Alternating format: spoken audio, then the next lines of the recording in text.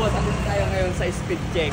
Emission center to dito sa Las Piñas. So kaya tayo nandito dahil ang ating big bike pala ay ang ending plate number ay number 2. Kaya ipaparehistro natin. At dun sa mga hindi nakakalam kung magkano inaabot ng rehistro ng big bike kung ikukumpara sa lower CC, tara, samahan nyo ako at malalaman nyo kung magkano ang gagastusin ko rito. Ito yung motor natin. Ito ay 2020 model na Kawasaki ZX2 at ang plate number niya ay ayan, 2. Shout out siyempre sa ating ginagamit na freeway na Geely helmet. Alright, ang ganda pa rin, di ba? Pag pan daily use ko, yan yung ginagamit ko. Ayun, tinatawag ako. Present! Start na natin.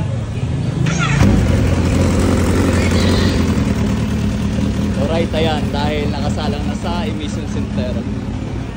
Dito yan sa speed check. Ito yung babayaran, 700 truck, private na sasakyan 600, motorsiklo 500, tricycle 400.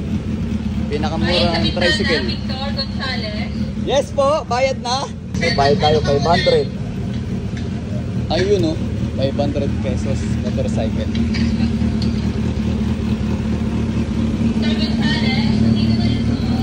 Bilis? Yes po. Wala.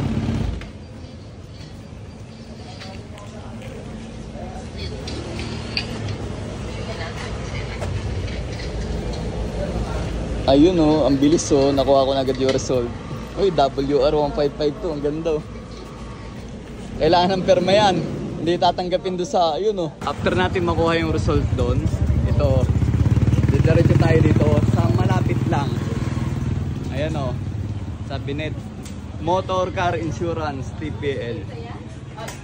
Ito, ayan o. Hindi na makakatanggi si Joe. Punta kayo dito lahat sa makukuha ng TPL Insurance, pinopromote ko na yan si Joe. O, diba? Sabihin nyo lang, Boss Vic, pag hindi kayo binigyan ng discount, i-PM nyo ako.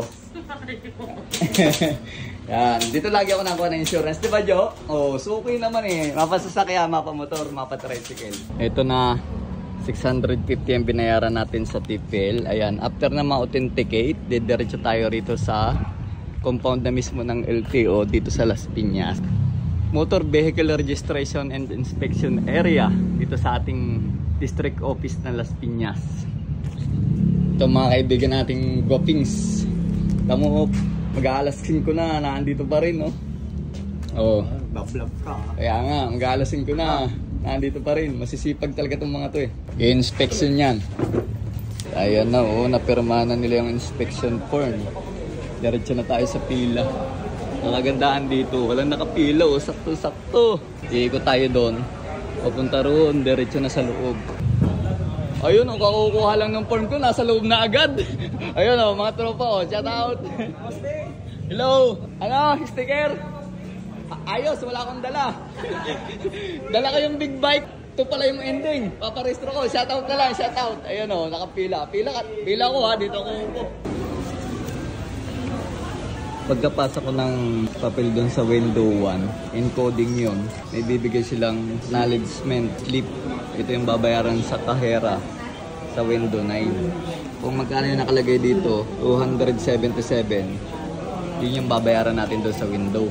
So bali nagastos natin 500 pesos sa emission, 650 pesos sa TPL at saka itong 277.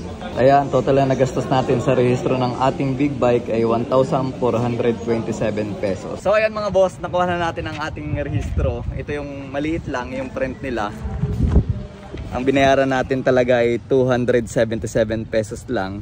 Kung itinatanong nyo kung alin ang mas mahal, big bike ba or lower cc na motor, pero sa tingin ko parehas lang. Depende lang yan sa nakasulat dito na MVUC. Ibig sabihin yan, Motor Vehicle User Charge. Yun, ayun yung pinakabuwis natin taon-taon. So parehas lang, basta motor, magkakaiba man ng category, parehas lang yung binabayaran. So ang nagastos natin 1,427 yung total.